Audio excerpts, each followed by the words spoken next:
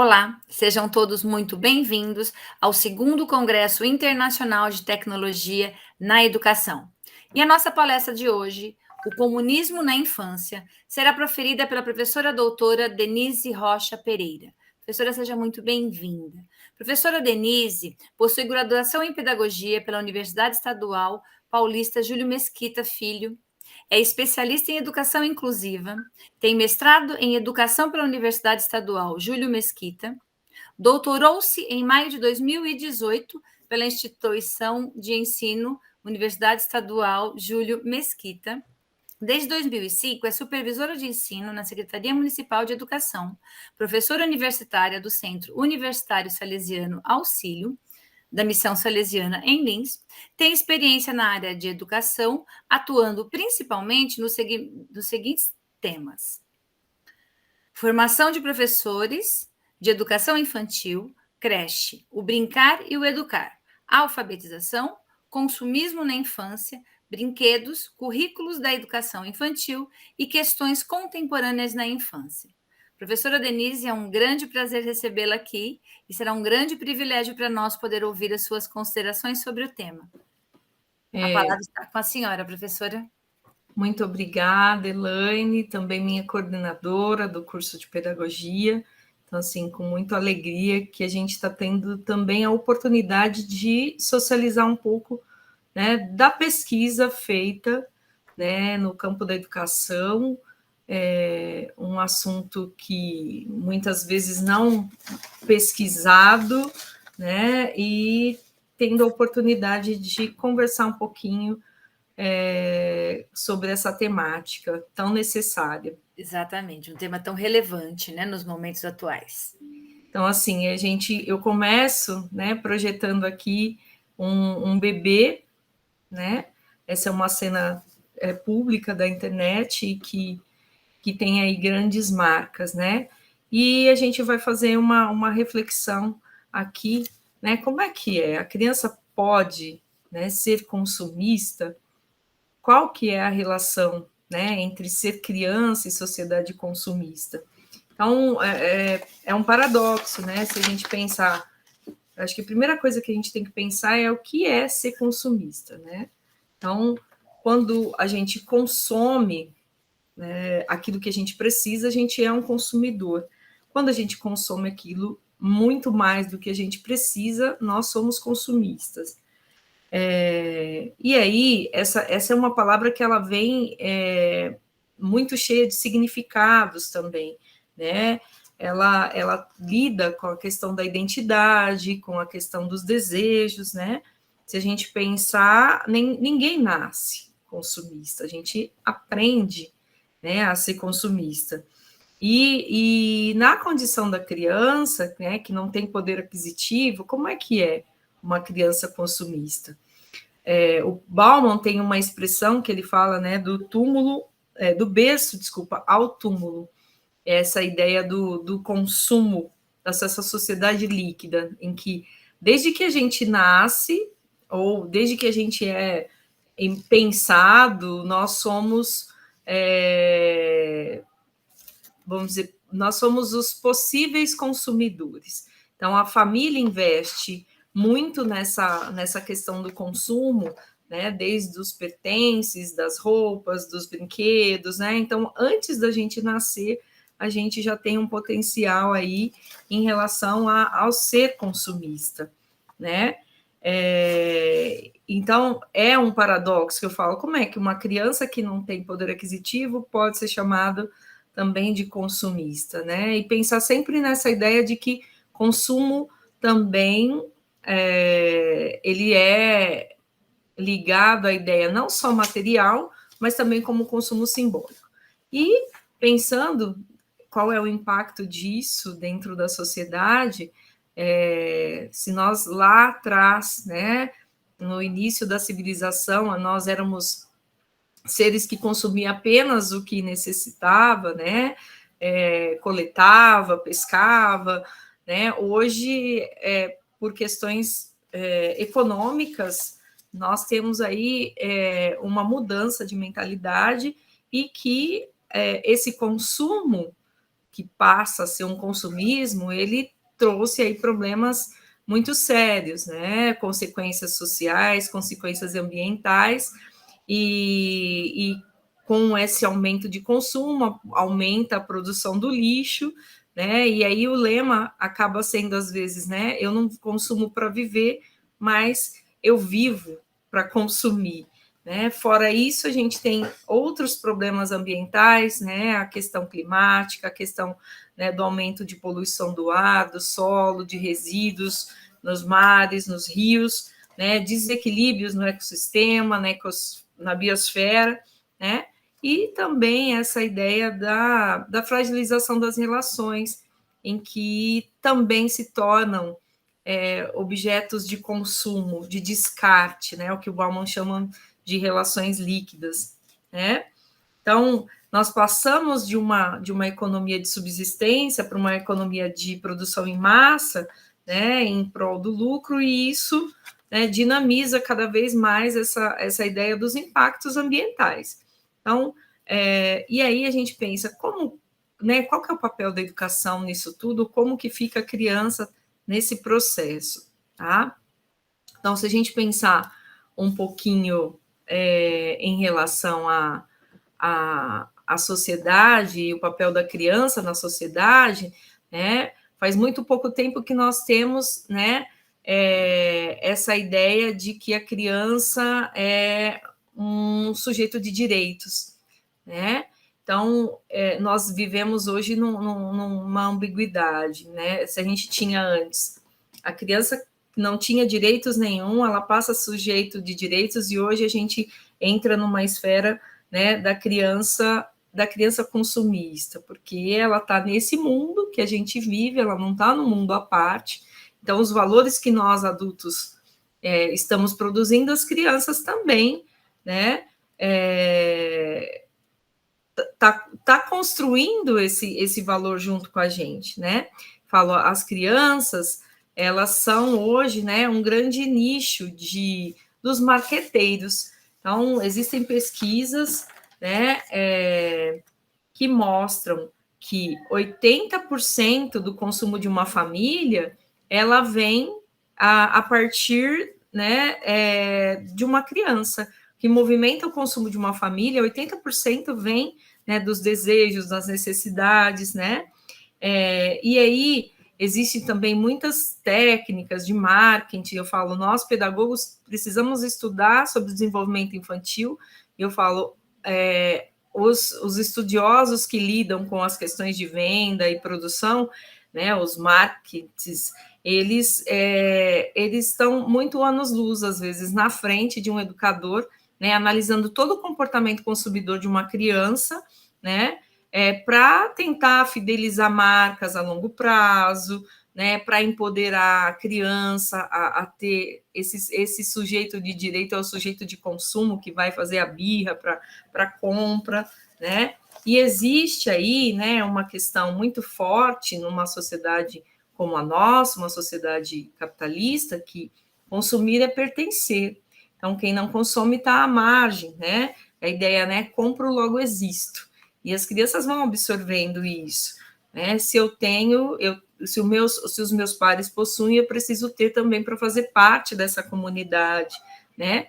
E aí, às vezes, as pessoas podem falar, mas olha, num país como o nosso, hoje, com 30 milhões de pessoas passando fome, né? É um problema social seríssimo, mas numa sociedade em que consumir é um valor, as pessoas que não consomem, elas se sentem também deprimidas. Então, o consumismo também afeta quem não tem o poder aquisitivo, né? E é essa ideia, né, que é muito vendida, né, dessa sociedade do espetáculo. Eu tenho, né, eu preciso ter para parecer ser, e isso também vem afetando, né, as crianças. Então, quando a gente pensa em consumo, às vezes se remete àquela ideia, olha, mas criança, né? Então, como é que é atingido esse público infantil? Então, aqui eu coloquei uma imagem de publicidade, né, de alimentos, né, que utilizam mesmo de imagens, né, de cores diversas, né, numa publicidade televisiva ou pela internet, né, aparece também essa ideia de sons, né? Então, vou colocar aqui que a vulnerabilidade da infância, ela é uma coisa assim, é um fator crucial para que se aconteça, né, esse investimento nessa população para serem consumistas. Então, as crianças são mais vulneráveis, porque não possuem estruturas ainda cognitivas para compreender o que é um produto, quais são os benefícios, o que é fantasioso numa propaganda, o que ela necessita. Então, são pensamentos mais complexos que a criança ainda não atingiu, né, pelo seu desenvolvimento, e que são acaba sendo aí um aspecto muito explorado, né, pelo outro lado, tá? Então, coloquei aqui 2 propagandas que até utilizo na minha pesquisa, que estão disponíveis no YouTube, em que a venda de sapato é atrelada a um personagem, que é atrelado ao desenho animado, ao som, a mesma coisa com o sapato aqui, né? Isso para o público direcionado para um público mais masculino, para o público feminino, essa ideia do personagem da fada, da princesa, efeitos visuais, né, que são utilizados e que essa publicidade ela é pensada, né, por modelos, né? Existem estudos que mostram modelos de comportamento na infância, né? Então, hoje, se você pensar qual é o principal papel da propaganda, ou qual o principal artifício da propaganda para atingir as crianças, né, é o mercado de personagens midiáticos. Então, os personagens que vão falar diretamente numa linguagem infantil, são os heróis, são as princesas, então existe aí grandes estudos, né, para que haja um convencimento da criança nesse consumo. E aí, né, poderíamos pensar, poxa, mas tem problema ter os personagens? Não. O problema é quando ele se torna um produto além do que ele veio para fazer. Então, ele veio, se eu estou produzindo aí um filme, um desenho, e tem os personagens, não tem problema nenhum. A gente vai ali assistir, obviamente, que a gente vai fazer também uma análise crítica do que tá, a mensagem que está sendo passada, qual é quando ele se torna aí um produto além do filme que se assiste, né, para que haja produção de material escolar, de brinquedo, de colecionáveis, e isso torna aí uma fidelização, né, um compromisso de sedução aí com a criança que acaba sendo bastante prejudicial também, tá? Então, existem várias organizações que estudam quais são os malefícios, do consumo nessa faixa etária, né, na infância, né? Que eu vou discorrer um pouquinho mais à frente, mas assim, nós temos problemas, e a gente também tem um grande problema, é que a legislação brasileira ela não barra aquilo que ela mesmo se propõe a fazer, né? Ela não consegue fazer com que as empresas respeitem a legislação. Existe uma resolução de 2014 do CONANDA, né, que fala sobre a vulnerabilidade da infância, né, e vai comentar um pouquinho sobre a abusividade do direcionamento de publicidade, né, nessa comunicação mercadológica da criança e do adolescente. E essa resolução, ela prevê uma série de coisas que principalmente quando a gente assiste ou TV paga, né, e percebe esse bombardeio, né, como eu comentei, sobre a questão de personagens impressos em embalagens de alimento, né, cores. Eu vou colocar aqui o artigo 2º, né, o que é considerado como abusivo. Então, a linguagem infantil, né, efeitos especiais, uso excessivo de cores, trilhas sonoras, representação de criança, quer dizer, a própria criança fazendo a propaganda do produto, né, celebridades que vão trazer esse caráter mais afetivo para a criança sobre a necessidade, né, da venda, e entra aí esse aspecto emocional, desenho animado, bonecos. Então, tudo isso que o Conanda prevê, a gente vê normalmente nas propagandas que são direcionadas para o público infantil, né? Então, mesmo assim, a promoção de brindes, prêmios, né? Isso é proibido.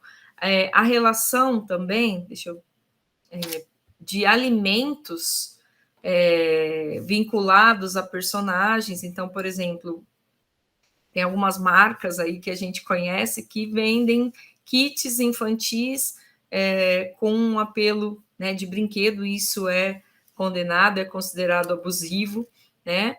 E a gente tem, além dessa legislação do Conanda, a gente também tem no Código Civil, né? E a gente tem também no ECA, né, que as emissoras, né, vou citar só o ECA, no artigo 76, de rádio e televisão, exibirão somente em horário recomendado para público infanto-juvenil programas de finalidades educativas, artísticas, culturais e informativas.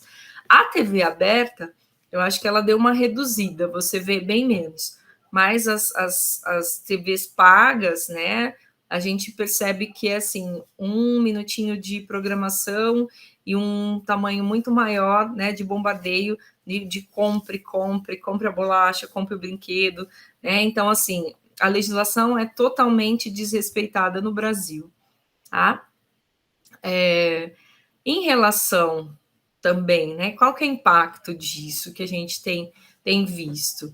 Vários institutos, o próprio Instituto Alana, ele tem um projeto chamado A Criança e o Consumo, e que traz um material muito rico em relação, né, aos problemas que esse consumo na infância traz, né? Entre eles, a obesidade, né, porque vincula a alimentos não saudáveis, a personagens, né? A erotização precoce, que coloca aí aquilo que a criança ainda não é capaz de refletir, né, em termos de vestimento, em termos mesmo de consumo de música e tudo mais. Consumo precoce de tabaco e álcool, né, é um dos impactos em relação ao consumismo. O estresse familiar, né, porque de um lado tem a família tentando dizer não, mas também vítima dessa situação, e do outro a criança, né, fazendo essa pressão, né, e a banalização da agressividade e violência, principalmente, às vezes, pela imagem, né, por personagens, por apelos em relação à compra de materiais veiculados. Então, só para a gente pensar, né, um pouquinho, né, na questão de fast foods, de consumo, eu coloquei aqui algumas imagens, né? Esse documentário também, que é feito pelo Instituto Alana, é muito bacana, eu acho que pais e professores poderiam assistir, porque vai falar, né, do que acontece com as crianças quando consomem, né, além do necessário e alimentos não adequados. Deixa eu lá. O sedentarismo, né, em relação ao uso de telas, é um problema sério e que está cada vez mais agravado neste momento, né, principalmente pós-pandemia, né, a adultização da infância, eu já comentei, né, e aí, assim, como a televisão, a gente não vê um crivo, ou as telas, ou mesmo a internet, a gente vê a criança tendo acesso a determinados programas, a determinadas cenas, e que ela ainda não tem estrutura, né, cognitiva para pensar, né? Então, eu trago aqui também um pouquinho da minha pesquisa, né? Eu fiz uma entrevista com crianças e adolescentes e professores, perdão, né, dentro de um ambiente, e eu vi um pouquinho sobre como que esse consumo também vai refletir dentro da educação infantil, né? Como pensam os educadores, como pensam as crianças, como é o ambiente, né? Para a gente poder pensar, a escola pode contribuir, o que a escola pode contribuir, a gente está preparado, né, para esse problema, né, contemporâneo. Então, aqui, eu já comentei um pouquinho, né? Ele é um problema que não é pouco abordado ainda dentro da educação, né, das formações, dos currículos, né, de licenciaturas, e a gente tinha, até a segunda versão da BNCC, algum assunto que tematizava, mas a versão final, né, acabou não trazendo essas questões, né, que era muito mais bem pontuada, a questão entre a economia, educação financeira também, falando um pouquinho desse processo de consumismo, tá? Então, esse olhar que eu apresento em relação aos professores, né? Eu pergunto a eles se eles acreditam que as crianças são consumistas. Então, 80% dos professores apontaram que sim, né? E aí, por quê? Né? Quais são as justificativas quando eu aponto por que eles acham que as crianças são consumistas? Então, 25% vai falar, olha, por conta da barganha que os pais hoje fazem em relação ao condicionamento do comportamento, né? Porque eles acreditam que as crianças têm mais coisas e querem ter mais coisas cada vez mais e a cada momento, né? Eles acreditam também que essa necessidade, que já há uma necessidade entre as crianças de mostrar o que tem, o que vai ganhar, né?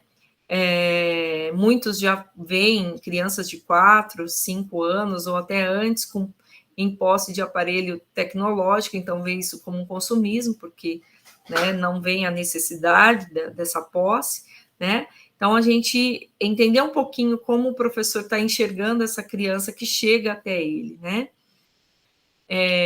E aí também, qual que eu pergunto para os professores se eles acreditam que há alguma possibilidade da escola tratar desse assunto, né?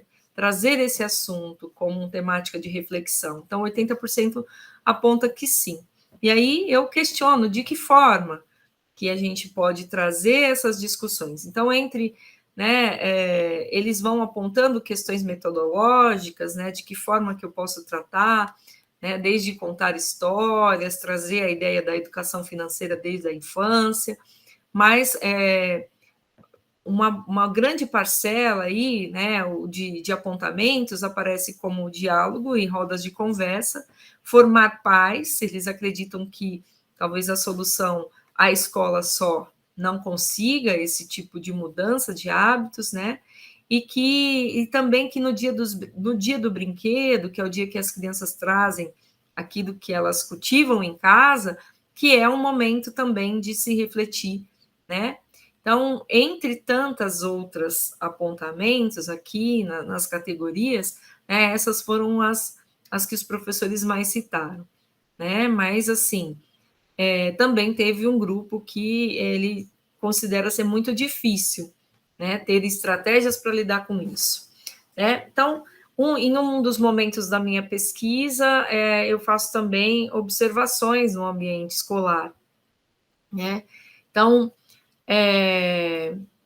por um tempo, foram observadas algumas unidades, né, e com crianças, né, do segundo ano da educação infantil, e a gente percebe que o repertório da criança é extremamente influenciado, né, por um consumo, como eu falei, um consumo simbólico, de valor simbólico, de músicas em que as crianças também não estão preparadas, né, e não compreendem qual que é o sentido das letras, né, que incitam, às vezes, a questão da sexualidade, a questão do hábito de beber, né?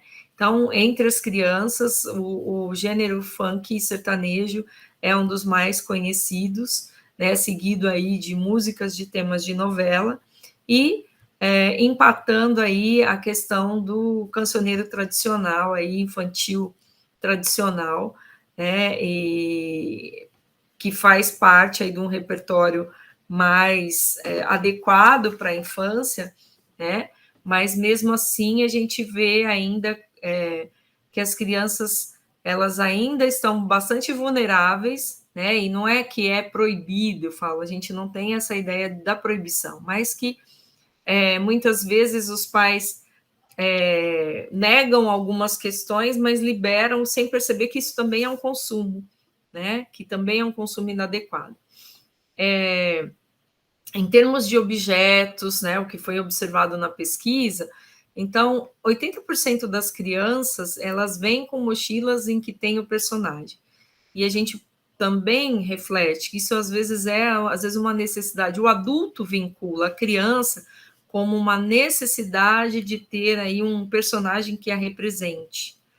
Muitas vezes nem é a criança que escolhe esse personagem. Existe uma pesquisadora de Harvard, a Susan Lin, que ela fala da necessidade do brincar sem que tenha necessariamente personagens midiáticos, que isso acaba condicionando o comportamento da criança àquilo que o personagem oferece. Então, quanto mais livre, né, personagens que não tenham vínculos, ou brinquedos que não tenham vínculos com personagens, que isso estimula muito mais a criatividade, né, das crianças, a margem de criação, brinquedos não estruturados ou não brinquedos, né? Então, que a gente tem que tomar cuidado com aquilo também, né? Que é oferecido em nome da infância, né? Então, no dia do brinquedo, que é um dia que os professores apontaram, eu também fui fazer essa observação, e aí 67% dos brinquedos que apresentam são vinculados a personagem, né? Apenas 33% não eram vinculados a personagens, né? E aí fiz uma pergunta para as crianças, aí já olhando para as crianças, né? E é uma pergunta bastante impactante. Eu pergunto se dá para brincar sem o brinquedo. Então, apenas 36% respondem que sim, que é possível brincar sem o brinquedo. Outra pergunta, se eles preferem brincar ou sair para comprar. E 52% responde que preferem sair para comprar.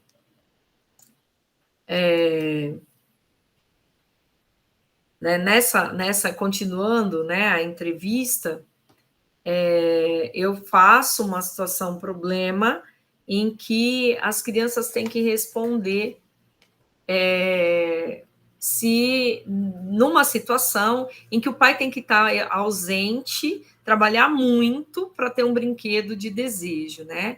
E aí eu questiono a criança, eu utilizo o método crítico de Piaget, né? E pergunto, né? Eu crio lá uma historinha e jogo uma situação para a criança pensar, né? O que seria, né, mais importante, né? Ter o brinquedo ou ter a presença do pai, né? Na verdade, eu não dou essas opções. Eu conto a história e pergunto e depois eu analiso as respostas, né? Eu não posso fazer esse direcionamento. Mas, assim, 47% das crianças respondem que ter o brinquedo, né? Que tudo bem ficar muito tempo sem ver o pai, porque para ter aquele brinquedo, o pai teria que trabalhar muito mais. E apenas 17% coloca que a presença do pai é mais importante, né? E tem um grupo que defende, não, eu quero ter os dois, né? Então, assim, só para a gente pensar que como que a gente está formando valores desde a educação infantil, ou desde a primeira infância, né, quando a gente dá mais do que é possível, quando dá mais do que é pedido, quando a gente substitui a questão do afeto, né, da presença por bens materiais, né? E em relação também, eu faço uma situação problema em que eu pergunto para a criança se ela precisaria mesmo ter mais um brinquedo. Ela já tem uma coleção, mas ela está muito triste, ela quer muito ter, né? Mas o que ela acha que deve acontecer? E 47% acha que a criança tem que receber o brinquedo, né? Um percentual menor, comprar com alguma condição, né? Então, mas teve também, eu falo, há esperanças, né? 13% das crianças colocam também que ela precisa doar, que a criança precisa doar, já que ela tem muito, ela precisa ter, né, esse comportamento, né? E aí, uma das perguntas da situação problema, eu pergunto, qual amigo pode ser mais legal? Que tem mais brinquedo ou que não tem brinquedo? Então, quase 80% responde o que tem um monte de brinquedo, né? Então, assim, o valor da amizade, embora falar, na lógica, naturalmente responderiam. Mas a gente pode também, durante a história, né, eu apresento que ele gosta muito, mas ele teria que escolher um amigo que ele gosta muito, que tem muito brinquedo, e um amigo que ele gosta muito, que não tem nenhum brinquedo. E as crianças, né, optam. Então, assim, são dados que vão mostrando, né, como que uma criança tem, vamos dizer, construído os valores que nós adultos estamos, né, trazendo para as crianças. Como que uma criança já nessa formação de conceito já tem absorvido, né, tão fácil os valores consumistas, né, de uma sociedade capitalista, e isso é bastante preocupante, né? Eu encerro aqui a minha fala, um tempinho para a gente conversar, né? Mas muito obrigada pela oportunidade, desculpe aí pelas falhas, né? Mas eu acho que dá para a gente conversar um pouquinho, né?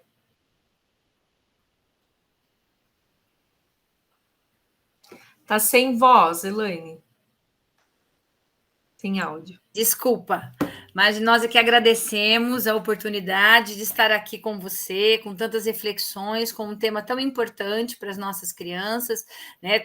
Dados tão preocupantes, que são de extrema importância que as pessoas, que as famílias, que os pais passem a pensar e que os educadores também contribuam nesse processo, refletindo e pensando sobre isso.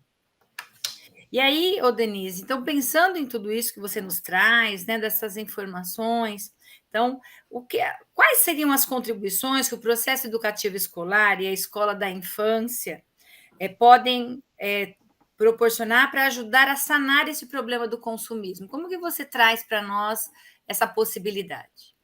Então, assim, pensar que esse é um problema, eu coloco esse último ditado africano, né, que é preciso uma aldeia para criar uma criança, né, no sentido, eu acho que a nossa própria Constituição, né, quando trata da educação, fala, né, é a família, o Estado e a sociedade. Eu acho que é um conjunto de forças em que uma sociedade poderia estar se debruçando, porque a escola tem a sua parcela, mas que ela também tem os seus limites, até porque os primeiros valores, né, eles chegam a partir da família. A escola como segundo lugar de socialização de uma criança, mas eu falo, tem algumas coisas que a escola tem que repensar, né? Por exemplo, datas comemorativas, né? Até que ponto a gente também não reforça com a criança a ideia, né, que eu preciso, muitas escolas, né, têm isso mais bem resolvido, já refletido, mas no dia da criança qual é o valor de um passeio, de uma brincadeira ou de um presente, né? Então, assim, parece que são coisas simples, mas que a gente pode estar discutindo. Existe o Dia da Criança, por exemplo, por quê? Ela é uma data para comemorar os direitos da criança enquanto sujeito, é uma data só para a gente comer bastante doce, né? E eu não estou dizendo que é proibido comer, né? Não é isso, mas assim, só para a gente pensar e que as crianças também têm oportunidade de, né, no seu nível de desenvolvimento, de estar trazendo coisas também, as crianças conhecerem um pouquinho mais sobre os direitos das crianças, sobre o ECA, né? Por exemplo, é uma coisa que a gente tem debatido muito, a questão do uso de televisão dentro da escola, e que às vezes a própria escola utiliza de personagens e que não para. Poxa, às vezes é um personagem que ele é mal educado, um personagem que para ter poder ele precisa tomar coisas, né? É um personagem que tem um estereótipo aí de idealização de pessoa, de identidade, e que às vezes a escola leva, né, sem nenhum propósito pedagógico, e a escola é um tempo de possibilidades. Então, aquilo que a criança já está fazendo mal lá na casa não tem que ser reproduzido no espaço escolar, tudo tem que ser muito planejado, tudo tem que ser muito, vamos dizer, são ações intencionais, né? Eu penso também a própria estética da escola, eu falo, já melhorou bastante. Antigamente os professores tinham uma preocupação em trazer personagens para decorar, né? Então, o próprio desenho da criança, para que ela se sinta pertencente, para que ela se sinta valorizada, né? O filtro das músicas, né? Então, quando a escola traz, por exemplo, músicas e valorizando as músicas populares, as músicas ou músicas de gêneros diversos, mas com letras que são apropriadas, ela está também somando, né, para essa construção, né, de cultura para a criança, né? Então, fazer rodas de conversa com a comunidade, a gente, né, enquanto supervisora também, problemas de crianças que de manhã, na educação infantil, dormiam, porque na madrugada a mãe chegava e falava, ele acorda e liga o videogame, ou ele acorda e vai mexer no celular de uma forma tão naturalizada, né? Então, eu acho que os pais precisam ouvir e sentir um pouco os impactos. Olha, você tá permitindo que o presente seja mais importante, que ele tenha mais desejo de assistir o celular, né? Então, assim, não é fácil, eu falo, eu também sou mãe, a gente sabe que a tecnologia está aí e ela precisa ser bem utilizada, né? Mas são ações, assim, parecem pequenas, mas eu falo, a escola é uma porta de possibilidade das questões de arte, de cultura, e que a gente tem essa grande riqueza, né? Quando a gente traz a diversidade, a cultura popular, quando a gente traz referências importantes, referências que não são, às vezes, tratadas pela mídia, né? Eu vejo, assim, tem crianças de 6 anos, assim, seguidoras de youtubers, né? Que referência ela tem, né? E é quando a escola vai na contramão disso tudo e mostra, olha, então vamos pensar, vamos fazer um projeto, né, valorizando um pouco a nossa cultura, vamos fazer um projeto valorizando o papel da mulher, vamos fazer um projeto valorizando a nossa comunidade. Então, quando eu trabalho esse olhar em que eu desfoco, né, para as coisas que a mídia está batendo na porta, que a internet está batendo na porta. Então, assim, ela tem um grande aliado, que eu acho que é a cultura e a arte, entre outras ações, né? Mas eu acho que ela tem um grande papel aí. Com certeza, Denise. E a gente sabe, ouvindo a sua fala, né? A gente percebe que essa relação do consumismo ela vem muito atrelada e com o uso da tecnologia, isso cresceu imensamente, porque algum tempo atrás isso era um pouco mais restrito, né? Quando as crianças não tinham esse acesso tão liberado com relação às tecnologias, nós sabemos o quanto pesquisas têm apresentado os malefícios dessa tecnologia, que cada dia mais cedo, né, nós vemos crianças cada dia mais novas com o celular na mão, com o tablet na mão, vendo a própria televisão, né?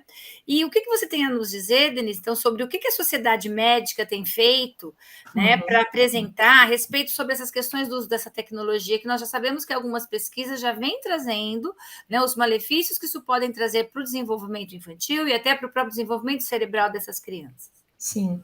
Então, bem, a Sociedade Brasileira de Pediatria, ela tem protocolos e segue também a Sociedade Internacional, né, de Pediatria, a ideia de que é preciso haver aí uma disciplina em relação à quantidade de horas que uma criança pode ficar diante da tela. Então, até de 0 a 2 anos, ela diz nenhum tipo de tela, né? Então, existe aí vamos pegar aí um teórico Piaget e diz para a gente como é que a criança aprende, né? Então, ela no estágio sensório-motor, mas assim, ela aprende pelos canais sensoriais, ela aprende pelo movimento, ela precisa daquilo que é sentido, cheirado, e a televisão, né, é experimentado, movimentado, e a televisão, para uma criança, ela tem muitos estímulos, principalmente, né, sonoro e visual, e que a criança ainda não está preparada para receber, e nem consegue assimilar tudo aquilo. Então, mesmo a formação da visão, ela acaba sendo prejudicada, a gente vê crianças já com problemas, porque ficam horas, né, como você citou, bebês, mães que veem esse apoio, né, do celular, da televisão, como um bababá eletrônico, que as crianças ficam um tempo muito grande em que poderiam estar vivendo tantas outras coisas, né, e aí a gente defende a questão da natureza, né, do sentir, o molhado, as texturas, as cores, os aromas, né, o experimentar, o observar, né? Então, assim, ó, de 0 a 2, nada de tela, nada. Ah, mas eu posso. Ah, se você quer, então você liga o som, mas sem imagem, para a criança ouvir, né? As canções, as músicas. Depois de 3 a 5 anos, eles falam em 2 horas no máximo, né?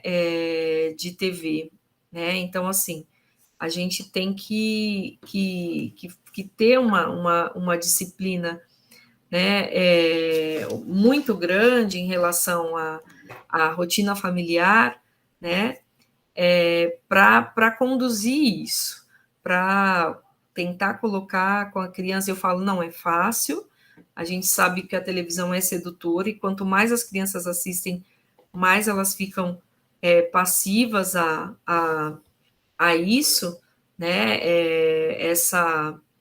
essa busca, né, desse conforto, né, ali na televisão, ele nada por mim, ele come por mim, ele vive por mim, ele viaja por mim, e as crianças ficam extremamente seduzidas. Nós, adultos, temos que nos policiar, né, imagine uma criança que ainda não tem crivo em relação ao que é real, o que faz parte do imaginário, o que é mentira, né, que está sendo mostrado ali, né? Então, muito, muito cuidado que a gente tem que ter. Vou fazer uma observação, né? A gente, o criador da Apple, né? Não sei se é verídico ou não, mas acho que isso está declarado, que ele entregou um celular para o filho quando ele tinha apenas 13, só com 13 anos, né? E aí, assim, o cara que estudou muito, que ganhou dinheiro, né, faz isso, e nós estamos aí ainda, tem pais que se matam para pagar um telefone de última geração, um adolescente, porque ele acha que a criança vai sofrer, se não, né? Então, assim, a gente tem que tomar muito cuidado, né, com isso, e assim, o número de crianças ligado à questão da tela aumentou muito na pandemia, né, e isso, né, consumir a tela, ela vem acompanhado daquilo que eu venho falando, de consumos de coisas de valor simbólico, né, então, assim, esse limite, essa conversa precisa acontecer. Então, existe um manual, tá, da Sociedade Brasileira de Pediatria, que vai falar, né, e aí a gente coloca, eu estou consultando aqui só para uma das coisas, ó, conteúdos ou vídeos de teor de violência, abuso, exploração, nudez, pornografia, produções inadequadas e danosas ao desenvolvimento cerebral e mental das crianças e adolescentes prestados por cybercriminosos. E ainda além de tudo, né, porque assim, muitas pessoas colocam assim, mas olha, é um programa infantil, olha que bonitinho, né? Tudo bem, olha, mas olha, é bonitinho, é infantil. E a gente tem que tomar cuidado, né? Que assim, esse tempo que a criança está destinando, né? Ela poderia estar destinando para uma atividade em que vai impactar neurologicamente, né? Muito mais, que vai agregar um saber, né? Então a gente tem aí existe hoje um CID em relação a crianças com dependência de uso digital, né? Existe problemas de ansiedade, de transtornos do sono, a questão da hiperatividade, né? Então, como eu já falei de bullying, ou do problema de sites de pornografia e tudo mais, mas tem a questão de cyberbullying também, mas assim, às vezes não ligam em relação mas essa é uma atividade infantil, é um programa infantil. De repente entra, né? O pai não está ali 24 horas olhando, e às vezes ele perde aí totalmente o controle, quando vê a criança já, né, ela acaba desistindo de fazer outras coisas, porque ela está extremamente seduzida pelo, né? Então a gente tem que tomar muito cuidado e manter uma rotina mais saudável, porque a criança acaba se entregando, né? E a Sociedade Brasileira de Pediatria está sempre, né? Existe o site, as cartilhas, existem pesquisas que estão sempre retomando, né, as recomendações que são dadas. Denise, nós agradecemos a sua participação, as reflexões maravilhosas que você nos trouxe, né, e esperemos que a sociedade comece a olhar com mais carinho para isso, né, para essa relação consumista das nossas crianças, que essas famílias possam se preocupar com isso e que a escola também contribua com essa formação desses pais. E assim, Elaine, eu acho que é importante colocar, né, que as famílias também são vítimas em relação a isso, né? Já que, enquanto a gente não tiver políticas sérias de proteção da infância, que consiga, porque a família ela tá nesse processo também como vítima, assim como a escola que recebe, né? Ela precisa, né? Nós precisamos unir forças, né? Então, um processo educativo para os educadores, para as famílias, né? Porque isso tudo vai impactar e aí numa proteção maior da infância e da adolescência em relação, né, ao consumo. Com certeza, e criar as possibilidades, né, para que essas mães tenham esse contato, esse conhecimento e possibilitem essa vivência com seus filhos. Denise, novamente nós agradecemos a sua participação, foi uma palestra muito enriquecedora, tá? Então agradeço novamente, e a você que está aí, nós agradecemos a sua participação, nós do Centro Universitário Católico Salesiano Auxílio, agradecemos e parabenizamos a professora pela participação. Muito obrigada pela oportunidade, obrigada ao Salesiano também pela oportunidade, e que a gente possa, né, a partir dessas reflexões, né, pensar um pouquinho como que a gente, com as crianças que a gente tem contato, com as crianças que a gente consegue ter alcance, o que nós podemos fazer, né, para protegê-las. Com Bom, certeza. muito obrigada. Nós que agradecemos. Até mais.